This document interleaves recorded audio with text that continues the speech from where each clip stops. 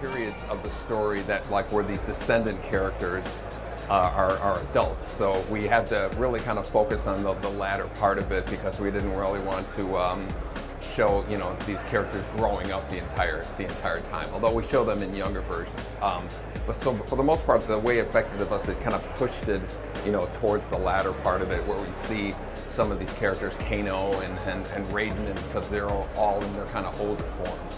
The characters like Cassie Cage is like kind of a descendant of Johnny Cage and Sonya, and so we thought that, you know, showing them as fightable characters was probably the most interesting, so people can actually play as them, and so that means they're adults, which kind of pushes us into the latter part of the story.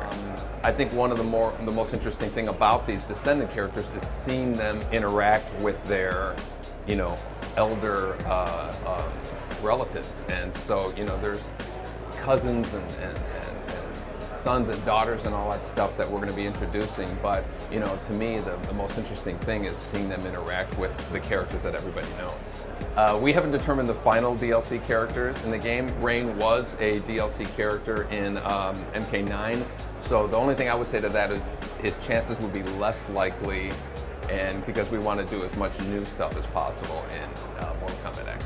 There currently isn't a Mortal Kombat versus project in the works. There's a nostalgia side of me that would love to see a Mortal Kombat versus Street Fighter if we were allowed to make like an M-rated game. I think that people might, there's a novelty to that, but the chances of that happening are pretty low. It's a possibility, but not a probability.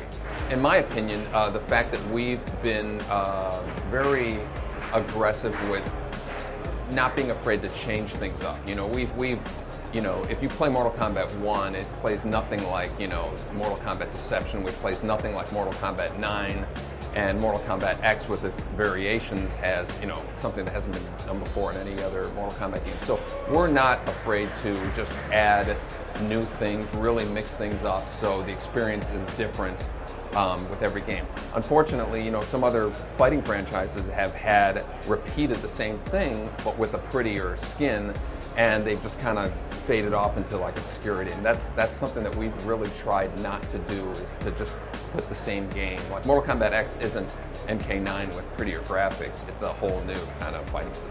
For people who are familiar with Mortal Kombat, we first had the fatality, and then we added a babality, and we added friendship moves and brutality moves and all these crazy things over the years, and we are going to be reinstating an ality.